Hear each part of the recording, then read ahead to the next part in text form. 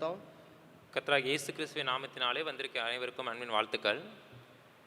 जैसे कि आप सभी जानते हैं हमारी रीति क्या है, நீங்கள் அனைவரும் அறிந்திருக்கிறீர்கள் நம்முடைய முறைமை என்னவென்று. परमेश्वर के गुण को समझते हुए, जानते हुए, अध्ययन करते हुए गहरी आराधना में प्रवेश करना।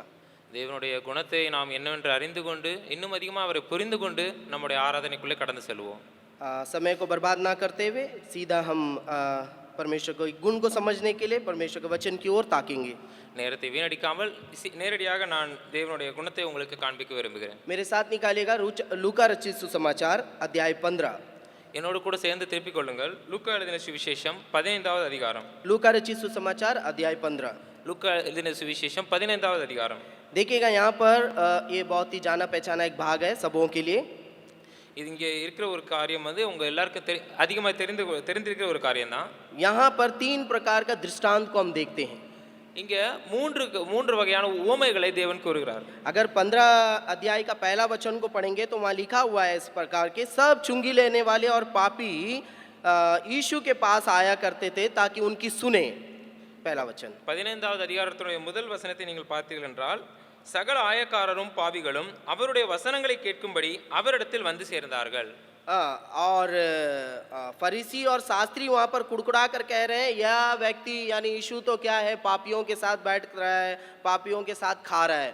அந்த இடத்துல நீங்க பாத்தீங்கன்னா பரிசேயரும் வேத பாரகரும் முறுமுறுக்கிறாங்க, இவர் என்ன மனுஷன், இயேசு கிறிஸ்துவும் சொல்றாரு, ஆனாலும் பாவிகளோட சேர்ந்து சாப்பாடு சாப்பிடுறாரு. तो उस समय प्रभु यीशु मसीह इन शास्त्रियों और फरीसियों को कुछ समझाने के लिए कि हमारा उनका परमेश्वर कैसा है ना, उसको समझाने के लिए वो वहाँ पर 3 दृष्टांत का इस्तेमाल कर रहा है। அந்த நேரத்துல தேவனானவர் பரிசேயர்களுக்கும் அந்த வேத பாரகர்களுக்கும் ஒரு உணர்வை கொண்டு வருகிறார். அவர்களுக்கு உணர்த்த விரும்புகிறார் இந்த தேவனால என்ன கூடும் என்று.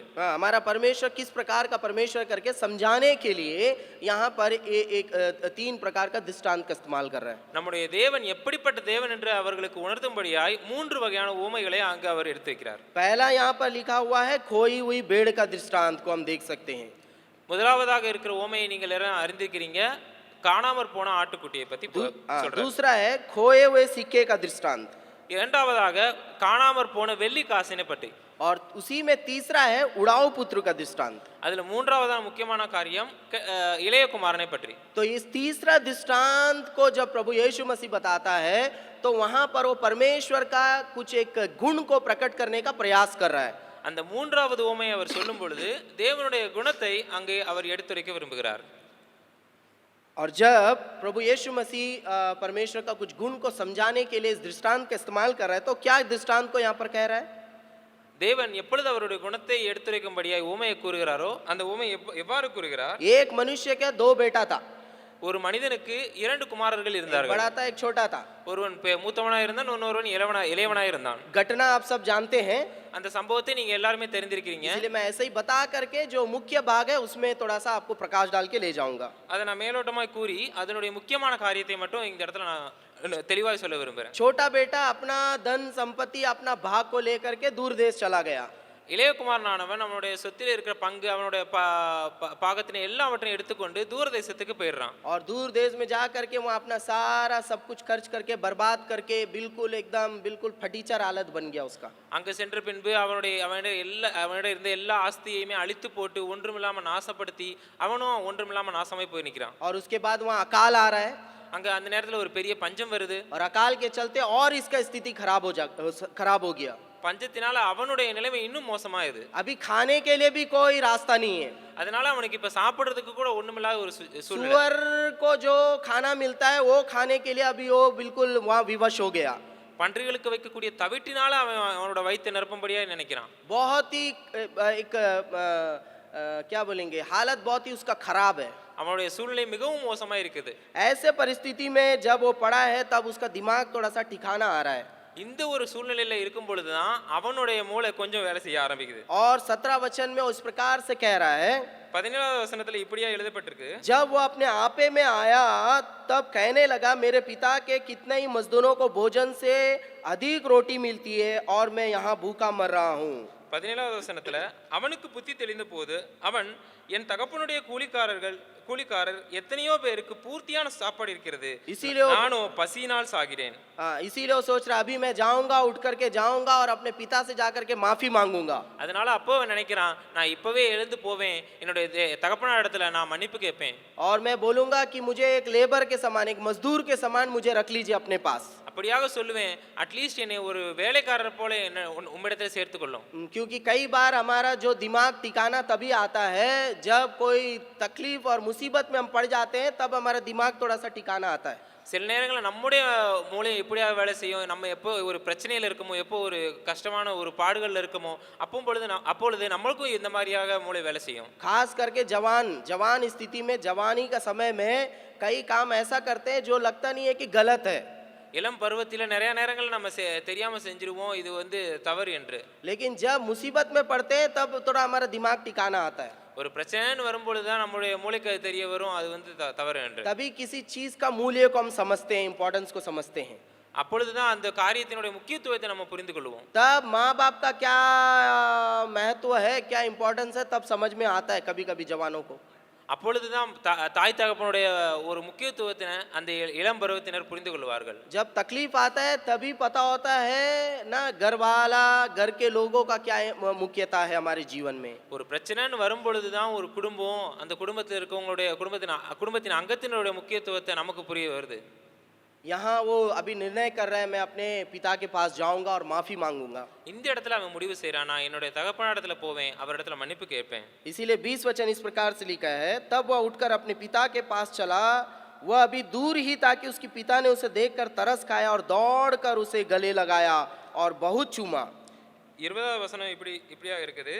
எழுந்து புறப்பட்டு தன் தகப்பனிடத்தில் வந்தான். அவன் தூரத்தில் வரும்போதே அவனுடைய தகப்பன் அவனை கண்டு மனதுருகி ஓடி அவன் கழுத்தை கட்டிக்கொண்டு அவனை முத்தம் செய்தான். देखिएगा यहाँ एक बाप है जो अपने बेटा को जो अपना सब कुछ ले करके चला गया था, अपना मन मर्जी में जीवन जिया, अभी वो बर्बाद होकर के वापस आ रहा है।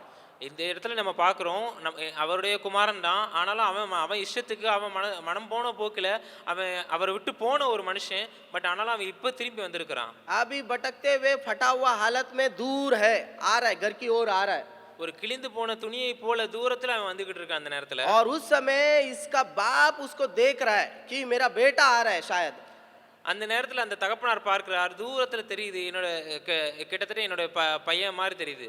और वो बाप क्या कर रहा है, दौड़ करके बेटा के पास जा रहा है। அந்த தகப்பன் என்ன பண்றாரு, அவன் வருவதற்கு முன்பதாக இவர் ஓடி அவனை நோக்கி ஓடுறாரு. लेकिन उससे पहले वहां पर एक शब्द लिखा है कि वो उस बेटा पर तरस खाया। அந்த நேரத்தில் நம்ம பார்க்க முடியும், அந்த குமாரன் மேல அவர் வந்து மனதுருகுகிறார். तरस खाया, மனதுருகுகிறார். सामने नहीं आया, அவர் முன்னாடி வரல, कुछ बोला नहीं उससे, அவன் எதுவுமே அவர்கிட்ட சொல்லல. वो दूरी में खड़ा है, दूर है। அவன் ரொம்ப தூரத்துல அவர்கிட்ட இருந்து நிக்கிறான். उसे देख करके उसका पिता तरस खा रहा है அவனை பார்த்து அந்த தகப்பன் மனதுருகுகிறார். और दौड़ करके उसके पास जा रहा है, बेटा के पास जा रहा है, ஓடி அந்த மகன் முன்னாடி போகிறார். और दौड़ करके उसे गले लगा रहा है, அவனை ஓடி சென்று அவனை கட்டி பிடிக்கிறார். और बहुत चूम रहा है। அவனுக்கு அநேகமாய் முத்தம் செய்கிறார். हिंदी में केवल लिखा है कि बहुत चूमा बोल करके। हम लोग कभी कभी बच्चे को चूमते हैं ना, நம்மளும் சில நேரங்களில் குழந்தைகளுக்கு முத்தம் கொடுப்போம் இல்லையா? हाँ, कभी कभी बच्चा बोल नहीं पाता, अरे छोड़ दो बस करो बोल करके, अगर उसका मुंह होता वो बोल देता ना। குழந்தைகள் சில நேரங்களில் நம்ம கிட்ட சொல்ல மாட்டாங்க, போதும் எனக்கு முத்தம் கொடுத்தது போதும்னு. ஆனால் ஒருவேளை அவங்களால சொல்ல முடிஞ்சா கண்டிப்பாக சொல்லுவாங்க, எனக்கு முத்தம் கொடுத்தது போதும்னு. हाँ, रख करके पुच्चू पुच्चू पुच्चू करके कहीं बचता नहीं है ना। अगर उसका मुंह होता, छोटा बच्चा बोल नहीं सकता, अगर बोलता तो भैया माफ करो छोड़ दो बस है। நம்ம கொடுத்து ஒரு கட்டத்தில் அந்த குழந்தைய நம்ம கிட்ட சொல்லிடும், அதுக்கு சொல்ல முடிஞ்சா அது சொல்லிடும், ஐயா போதும் என்னை விட்டுருங்க இதோட. इसका बेटा दूर से आ रहा है, दौड़ करके जा रहा है, गले लगा रहा है और बहुत चूम रहा है उसको। ஆனா இந்த மகன் தூரத்துல இருந்து வருகிறான், அவனை பார்த்தவனே ஓடி போய் அவனுக்கு அவ்வளவாய் முத்தம் செய்கிறார். ये सब करने का एक कारण है, वो अपना बेटा के ऊपर तरस खाया। அதுக்கான நோக்கம் இப்படியா இருக்கிறது, ஏன்னா அவன் மேல அவர் அதிகமாய் மனதுருகுகிறார். और उसका बाद 21 वचन में पुत्र बोल रहा है, जो वो सोच के आया था मैं अपने पिता को देख करके इस तरह बोलूंगा, वो डायलॉग अभी मार रहा है वो। 21வது வசனத்துல குமாரன் தகப்பனை நோக்கி இவ்வளவு நேரம் என்னெல்லாம் யோசித்து அங்கிருந்து வரும்போதே நம்ம இடத்துல என்னெல்லாம் சொல்லணும்னு நினைச்சு வந்தானோ அது எல்லாத்தையும் இப்பதான் சொல்லணும்னு ஆரம்பிக்கிறான். लेकिन देखिएगा उसका पिता को देखिएगा, ஆனால் அந்த தகப்பனை நீங்க பாருங்க 22 वचन में, 22 வசனத்துல, परंतु पिता ने अपने दासों से कहा, जट अच्छे से अच्छा वस्त्र निकाल कर उसे पहनाओ और उसके हाथ में अंगूठी और पाँव में जूतियां पहनाओ। 23 वचन, और पला हुआ पशु लाकर मारो ताकि हम खाएं और आनंद मनाएं। 22வது 23 வசனத்தை பார்க்கலாம். அப்பொழுது தகப்பன் தன் ஊழியக்காரரை நோக்கி, நீங்கள் உயர்ந்த வஸ்திரத்தை கொண்டு வந்து இவனுக்கு உடுத்தி இவன் கைக்கு மோதிரத்தையும் கால்களுக்கு பாதரட்சைகளையும் போடுங்கள், கொளுத்த கன்றை கொண்டு வந்து அடியுங்கள், நாம் புசித்து சந்தோஷமாய் இருப்போம். देखिए यहाँ एक पिता है जो बेटा गलत करके अपना सब कुछ तबाह करके बर्बाद करके आया है, उसके लिए किस प्रकार से वो वहाँ पर प्रेम दिखा रहा है। இந்த தகப்பனை பாருங்க, அவனுடைய ஆஸ்தி எல்லாத்தையும் எடுத்து போய் அழித்து போட்டு நாசம் பண்ணி திரும்பி வந்திருக்கிற ஒரு குமாரனுக்கு கூட எவ்வளவா அவர் அன்பு கூறுகிறார் என்று பாருங்க. अगर मैं होता तो क्या करता, और 4 गाली देता है, बोला था ना बुड़बक मत जाओ बोला था ना, अभी हो गया ना, ऐसा करके 4 बात बोलता जरूर उसको। நான் ஒருவேளை அந்த இடத்துல இருந்தேன்னா கண்டிப்பா அவனுக்கு ஒரு 4 கெட்ட வார்த்தை சொல்லி, நான் போகக்கூடாது சொன்னேன்ல மடையான்னு சொல்லி அவனுக்கு கண்டிப்பா 4 அடியாவது கொடுத்துருந்துருப்பேன். क्योंकि माँ बाप होने के चलते हम लोगों को एंड रिजल्ट पता है क्या होगा बच्चों के साथ। நம்ம தாய் தகப்பனானதுனால குழந்தைகளுக்கு என்ன ஆகும் என்று நமக்கு பொதுவாகவே தெரிந்திருக்கு. ये हमारा आदत है, कई लोगों को देखा होगा, बच्चा गिर जाएगा, हाँ, அது நம்மளுடைய பழக்க வழக்கம் தான். ஒருவேளை குழந்தை விழுந்துருச்சுன்னா जा करके उसको उठाने का बदली बोला था ना, बोला, और 4 मार मारेगा उसको ना, गिरा हुआ बच्चा रो रहा है और ना बोला बुड़बक, குழந்தை கீழே விழுந்திருக்கு, அழுதுகிட்டு இருக்கு. ஆனா அதை போய் தூக்கணுங்கிறதுக்கு முன்னாடியே நம்ம என்ன பண்ணுவோம், அடிச்சிட்டு 2 அடி கொடுத்துட்டு திட்டிட்டு, நான் சொன்னேன்ல விழுந்துருவேன்னு சொல்லிட்டு. मेरा मेरा बेटियों को तो 2 बेटी है, उसको साइकिल सिखाने के लिए जो तकलीफ में उठाया मुझे ही पता है। நான் என்னுடைய 2 குமார்த்திகளுக்கும் எப்படியா சைக்கிள் சொல்லி கொடுத்தேனுங்கிற கஷ்டம் எனக்கு மட்டும்தான் தெரியும். पीछे पीछे भाग भाग के मैं ही स्लिम हो गया, பின்னாடி ஓடியே நான் மெலிஞ்சு போயிட்டேன். थोड़ा पेट था वो भी अंदर चला गया। கொஞ்சம் தொப்பை இருந்துச்சு, அதுவும் இப்போ கொஞ்சம் உள்ள एक போயிடுச்சு. दिन जेनी दीदी बोल करके, रवि दौड़ के ही पतला हो जाएगा क्या, ऐसा पूछ रहे थे दीदी। ஜெனி அக்கா சொன்னாங்க, ரவி நல்லா ஓடியே நல்லா இழைச்சு போயிட்டியே. हाँ, और मैं बोलते रहूंगा पीछे दौड़ के, संभाल के साइड में जाओ, ऐसा इंस्ट्रक्शन देता रहेगा पीछे से। हाँ, நான் அவ பின்னாடி ஓடிக்கிட்டே சொல்லுவேன், கொஞ்சம் ஓரமா போ, பார்த்து போ, கவனமா போ. और जब गिर जाएगी, எப்பொழுது அவ விழுந்து போகிறாளோ, बोला था ना मैं आराम से जाने के लिए, நான் உங்ககிட்ட சொன்னேன்ல கொஞ்சம் கவனமா போன்னு, और उठाऊंगा भी नहीं, நான் அவளை தூக்கி எழுப்ப மாட்டேன். ठीक है उठ जाओ, நீ எந்திரி, चलाओ। நீ அழுத்து. ये हमारा स्वभाव है। இதுதான் நம்மளுடைய குணம். लेकिन यहाँ एक बाप है, ஆனால் இங்க பாக்குற தகப்பன், वो बेटा अपना मर्जी से बर्बाद होकर के आया है। ஒரு குமாரன் அவனுடைய இஷ்டத்தின் பிரகாரம் அவன் எல்லாத்தையும் அழித்து போட்டு வருகிறான். और उसका एक शब्द भी वो नहीं बोल रहा है वहां पर। அந்த இடத்துல அவன் எந்த ஒரு வார்த்தையும் அவன் சொல்லல. और यहाँ वो डायलॉग बोल रहा है, उसका पिता वो सब कान में नहीं लिया। அவன் என்னெல்லாம் டயலாக் அடிச்சானோ அதெல்லாம் அந்த தகப்பன் காதுல கூட வாங்கல. तुरंत ही क्या बोल रहा है, அந்த இடத்துல அந்த தகப்பன் என்ன சொல்றாரு, जाओ दासों को बुलाया, जाओ इसको अच्छा से अच्छा वस्त्र पहनाओ। அவனுடைய ஊழியக்காரர்களை கூப்பிடுறாரு, இவனுக்கு நல்ல ஒரு வஸ்திரத்தை கொடுங்க. क्योंकि मेरा बेटा जब गया था घर छोड़ के, बढ़िया ड्रेस सब बैग में लेकर के गया था, अच्छा कपड़ा पहन करके गया था, लेकिन अभी फटा हुआ हालत में आया है। என்னுடைய குமாரன் இங்க இருந்து கிளம்பும் போது ஒரு நல்ல உடையை உடுத்தி நல்ல உடையை எடுத்துக்கொண்டு போனான். ஆனால் இப்போ ஒரு கிழிந்த நிலையில அவனே வந்திருக்கிறான். हाथ में अंगूठी पहनाओ, அவனுடைய கையில மோதிரத்தை போடு. क्योंकि जब गया था अंगूठी चेन सब लिया था, அவன் पहन करके गया था, அவன் இங்க இருந்து போகும்போது அவன் இடத்துல மோதிரம் இருந்தது, அவன் செயினும் அணிந்திருந்தான். लेकिन सब उड़ा दिया, सब बर्बाद कर दिया, सब बेच के खा गया, मजा करके अभी लौट कर आ रहा है, हाथ में कुछ नहीं है, गला में कुछ नहीं है। ஆனா எல்லாவற்றையும் இப்ப இழந்து எல்லாத்தையும் அழித்து போட்டு எல்லாத்தையும் நாசம் பண்ணி இப்பொழுது ஒண்ணுமே இல்லாம அவர்கிட்ட முன்னாடி வந்து நிக்கிறான். इसलिए बोल रहा हूं जल्दी से उसको अंगूठी पहनाओ। அதனாலதான் சொல்றாரு அந்த ஊழியக்காரர்களை நோக்கி, சீக்கிரமா அவன் கையில ஒரு மோதிரத்தை போடுங்க. हाँ, और पाँव में जूतियां, क्योंकि बढ़िया बढ़िया शू पहन करके गया था। அவனுடைய கால்கள பாதரட்சைகளை போடுங்க, ஏன்னா அவன் இங்க இருந்து போகும்போது நல்ல ஷூக்களை போட்டு தான் अभी नंगा पाँव आया है, இப்பொழுது வெறுங்காலோட வந்திருக்கிறான். पता नहीं जूता है भी तो फट गया होगा या तो था ही नहीं था होगा। ஒருவேளை ஷூ ஆனது கிழிந்திருக்க கூடும், இல்லாட்டி தொலைந்திருக்க கூடும். इसलिए बोल रहा है उसको जूता पहनाओ। அதனாலதான் அவர் சொல்றாரு அவனுக்கு ஒரு பாதரட்சைகளை அணியுங்க. इतना ही नहीं, இவ்வளவும் இல்ல, और वो कई दिन से भूखा है, उसको देख करके उसका बाप समझ गया, कई दिन से लड़का मेरा बेटा भूखा है, क्या खाया होगा नहीं पता, उसका हालत देख करके उसके अंदर में ना तरस और उसको उसके ऊपर में जो प्रेम है उसके चलते वो बोल रहा है जाओ जल्दी से जल्दी बढ़िया बढ़िया मांस को पकाओ बोल करके। அதோட நிறுத்தல, இவ்வளவு நாள் எங்கெங்கெல்லாம் என் பையன் அலைஞ்சானோ, எவ்வளவு பட்டியல கிடந்தானோ, அதனால சீக்கிரமா அவனுக்கு வந்து ஒரு பசு அடிச்சு அவனுக்கு சாப்பிட கொடுங்க. और 24 वचन लिखा हुआ है और वो कह रहा है क्योंकि मेरा यह पुत्र मर गया था, फिर जी गया, खो गया था, अब मिल गया है, और वे आनंद करने लगे। 24 வசனத்துல இப்படி இருக்குது, என் குமாரனாகி இவன் மரித்தான், திரும்பவும் உயிர்த்தான், காணாமற் போனான், திரும்பவும் காணப்பட்டான் என்றான். देखिएगा, हम सब जानते हैं ये घटना परमेश्वर के साथ तुलना करके उसका प्रेम, उसका तरस खाने की बातों को समझाने के लिए यहाँ लिखा गया है। நாம் எல்லோரும் அறிந்திருக்கிறோம், இந்த சம்பவமானது தேவனுடைய அன்பை நம்ம புரிந்து கொள்ளும்படியாய் தேவனுக்கும் நமக்கும் இருக்கக்கூடிய ஒரு உறவை பலப்படுத்தும்படியாய் கொடுக்கப்படுகிற ஒரு உவமையானது. हमारा परमेश्वर हम पर कैसे तरस खाता है, कैसे प्रेम करता है। நம்முடைய தேவன் நம்மேல் எவ்வளவாய் நம்மேல் எவ்வளவாய் இரக்கம் காட்டுகிறார், நம்மேல் எவ்வளவாய் மனதுருகுகிறார். कैसे करता है, कितना दिखाता है, वो वहां पर बिना शर्त का, अनकंडीशनल। அவர் எவ்வளவாய் காட்டுகிறார் என்றால் ஒரு நிபந்தனையற்ற ஒரு அன்பை நம்மேல் வெளிப்படுத்துகிறார். वो जानकर ही सब कुछ वो गलती किया वो लड़का, அந்த குமாரனானவன் எல்லாம் தெரிந்துதான் அந்த தவறு செய்தான். लेकिन जब वो लौट कर आया, ஆனால் அவன் எப்பொழுது திரும்பி வந்தானோ, जब लौट कर आया तो माफी मांगने से पहले उसका पिता उसको माफ कर दिया। ஆனாலும் அவன் திரும்பி வந்த பொழுது அவன் மன்னிப்பு கேட்கும் முன்பதாகவே அந்த தகப்பன் அவனை மன்னித்து விட்டார். वैसे ही हमारा परमेश्वर भी है। அதே மாதிரி தான் நம்முடைய தேவனும். जिस समय हम अपने मन में सोच लेते हैं, विचार कर लेते हैं, मैंने गलत किया, मैं प्रभु के सम्मुख में पाप किया, उसी क्षण हमारा परमेश्वर हमें क्षमा करने में योग्य रखता है। நம்முடைய மனதில் எந்த நேரத்தில் நம்ம நினைக்கிறோமோ, நான் தவறு செய்துட்டேன், நான் பாவம் செய்துட்டேன்னு நம்ம நினைச்சு நம்ம தேவனிடத்துல போகணும்னு முற்படுறோமோ, அந்த நேரத்திலே தேவன் நம்மை மன்னித்து விடுகிறார். हो सकता है आप पूछ सकते हैं, आप कैसे कह सकते हैं ऐसा। நீங்க இந்த நேரத்தில் என்னிடத்துல கேட்கலாம், இது எப்படி சாத்தியமாகும்? यहाँ घटना से पता हो रहा है। இந்த சம்பவத்திலிருந்து நீங்க அதை தெரிந்து கொள்ள முடியும். उसका बाप उसको वो आकर के क्षमा मांगने के बाद उसको गले लगाया क्या, அந்த தகப்பனானவன் மன்னிப்பு கேட்டதுக்கு அப்புறமா அவனை கட்டி பிடிச்சாரு, या उसके बाद जाकर के उससे चूमा? அதுக்கு அப்புறம் தான் அவனுக்கு முத்தம் செய்தாரா? नहीं, उससे पहले ही, वो क्षमा मांगने से पहले ये सब कर दिया। ये दर्शाता है उसका पिता उसको क्षमा कर दिया। இல்ல இல்ல, அவன் மன்னிப்பு கேட்பதற்கு முன்பதாகவே அவனை மன்னித்து விட்டார், அவனை கட்டி அணைத்து கொண்டார். मेरे प्यारो, हमारा परमेश्वर भी वैसा ही है। எனக்கு பிரியமானவர்களே, என்னுடைய தேவனும் நம்முடைய தேவனும் அப்படியாகவே இருக்கிறார். जब हम कुछ गलत करते हैं मनुष्य के विरोध में, वो जब तक हमें 4 बात नहीं सुनाएंगे, 4 सलाह नहीं देंगे, वो हमें क्षमा नहीं करते हैं।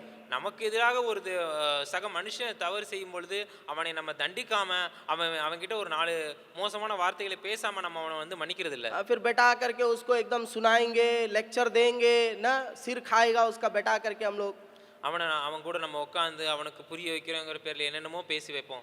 लेकिन यहाँ परमेश्वर को देखिएगा, ஆனால் இந்த இடத்துல நீங்க தேவனை பாருங்க. ये पिता को परमेश्वर के सम्मुख में रख करके देखिएगा।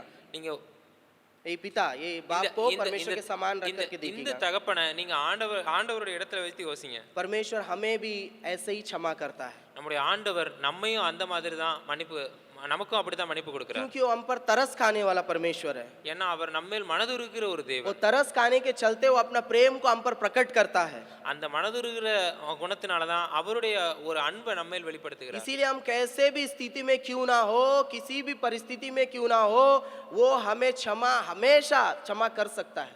அதனால தான் நம்ம எந்த ஒரு சூழ்நிலையில் இருந்தாலும், எந்த ஒரு பாவத்தில் ஈடுபட்டிருந்தாலும் அவர் எப்பொழுதும் நம்ம மன்னிக்கிற தேவனா இருக்கிறார். क्योंकि हमारा परमेश्वर हम पर तरस खाने वाला परमेश्वर है। ஏனென்றால் நம்முடைய தேவன் நம்மேல் மனதுருகிற ஒரு தேவன். कई बार हम जान करके उसके विरोध में कई सारे गलत कामों को करते हैं, जरूर कई बार हम जान करके ना, நாம் நிறைய வேளைகளில் நாம் தெரிந்து கொண்டே தவறு என்று தெரிந்திருந்தே நாம் அந்த தவறை செய்கிறோம். परमेश्वर के विरोध में पाप करते हैं, தேவனுக்கு விரோதமா நாம் பாவம் செய்கிறோம், और उससे बलवा करते हैं, उसका विरोध करते हैं, அவருக்கு விரோதமாய் நிற்கிறோம்.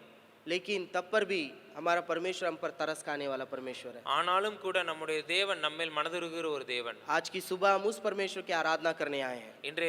இன்றைய காலை வேளையிலும் நாம் அந்த தேவனை ஆராதிக்க வந்திருக்கிறோம். आज हम किसी भी प्रकार की दशा में यहाँ करके क्यों ना बैठे हो, நாம் எந்த ஒரு நிலைமையிலையும் எந்த ஒரு காரியத்தை நினைத்து கொண்டு இங்க வந்து உட்கார்ந்திருக்கலாம். कभी कभी हम सोचते हैं हमारा पाप, हमारा काम इतना बुरा है कि हमारा परमेश्वर हमें कभी क्षमा ही नहीं करेगा।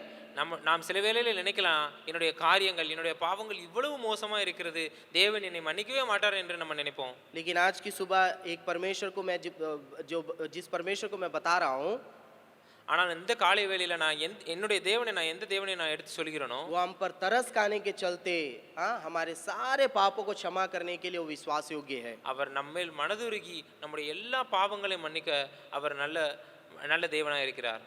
कैसे भी परिस्थिति में हम क्यों ना हो, நம் எந்த ஒரு சூழ்நிலை இருந்தாலும் आज आप किस परिस्थिति में भी यहाँ आकर के क्यों ना बैठे हो, நீங்க எந்த ஒரு சூழ்நிலையில இருந்து இங்க வந்து இந்த காலை வேளையில உட்கார்ந்து இருந்தாலும் हो सकता है आप किसी गलती के कारण आपका मन में आप पछता रहे होंगे, நீங்க நீங்க செய்த ஒரு தவறுனால உங்க மனதில் உங்களுக்கு அந்த குற்ற உணர்ச்சி இருந்துகிட்டே இருக்கலாம். और आप सोच रहे होंगे मैंने परमेश्वर के विरोध में काम किया है। நீங்க நினைத்து கொண்டிருக்கலாம் நான் தேவனுக்கு விரோதமாக பாவம் செய்தேன். अगर उस प्रकार के दशा में भी हम क्यों ना आए हों, நீங்க ஒருவேளை அந்த ஒரு நினைவில் இருந்தீங்கன்னா या बहुत साल से आप कोई गलत काम करते आ रहे होंगे, நீங்கள் अनेक வருடங்களாக அந்த ஒரு தவறை செஞ்சு கொண்டே வந்திருந்தீங்கனாலும் मैं जब कोई गलत काम बोल रहा हूँ कोई बड़ा बात नहीं बोल रहा, छोटा छोटा बात हो सकता है, நான் பாவம் என்று சொல்றது ரொம்ப பெரிய விஷயம் இல்லை, ஒரு சின்ன சின்ன காரியமா கூட இருக்கலாம். लेकिन वो भी परमेश्वर के विरोध में पाप होगा। ஆனால் அதுவும் கூட தேவனுக்கு விரோதமாக பாவம் என்று தான் எண்ணப்படும்.